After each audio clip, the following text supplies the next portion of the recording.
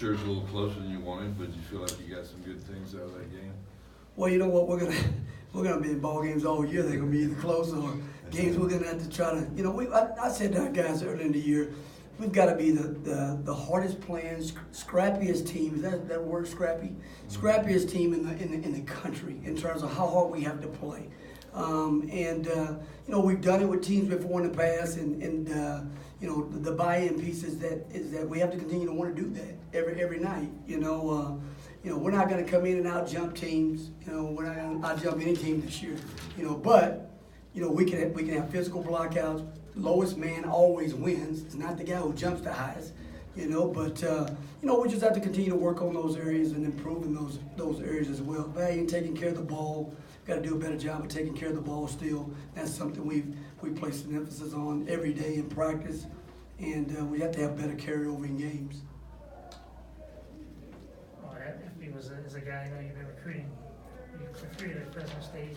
Obviously, you came here now, but your thoughts on his play early on?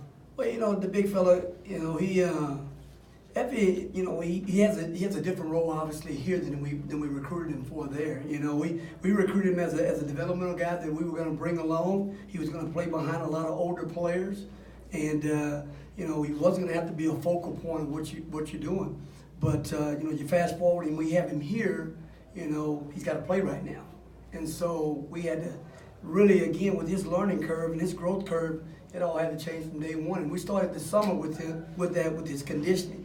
Because conditioning was going to be a big part of him being able to stay in games, compete at the level we want him to compete. And, you know, he bought into that. He lost 20 pounds this summer, which was a big deal for him. And he did that himself in terms of the 1-2 piece with that. But he's a guy who again, we think is very gifted from an offensive standpoint. He has to continue to work with the pace of play, like all freshmen, still learning pace of play and how hard you have to compete on every single possession.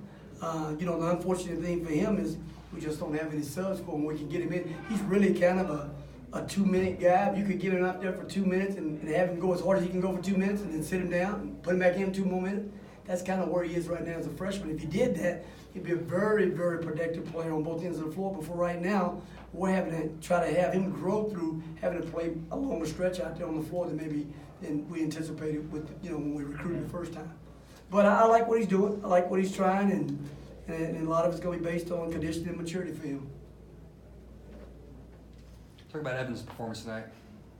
You know what? Evan's spending a lot of time working in the gym. He's shooting the ball a lot, you know, and we need him to score this year for us. He's a guy that's a capable scorer, and remember when I got the job, Jim Floyd said, "Hey, you know what? You know, you don't really want to be a point guard. You make him a 2. You know, he's really a 2." I said, "Well, that's okay. We need a 2 this year, you know, and stuff." But he's a guy that I really tried to challenge into want to be a two-way player, because I think he, you know, defensively he can bring a little something to the table as well, especially on the ball. He's getting better off the ball, but he's a fierce competitor, and he's put a lot of time in. Too. Yeah, no, he's done that for us, and we said that, you know what, this was a big charge game for us, and we needed him to, and our team to take some charges, because we knew this team was going to really try to attack the paint. Was it a little closer than you wanted it to be, though? I mean, in general, or just it's just what it is with a 7-8 man rotation? No, absolutely. I mean, you know, every game's going to be close. You know, we knew that coming in, that every game was going to be a challenge for us this year. You know, with anytime you go into the year and you got one senior, okay, you got 2 sophomores, you got 4 freshmen. I mean, you kidding me? Every game's a game. Every possession's a possession. You know, but we see it every day in practice, because we have young guys going against older guys. This is the older team that we played tonight. They were juniors, seniors, good bodies, been in college already. So, you know, every night's going to be an adventure for us in terms of how hard we have to play on both ends of the floor.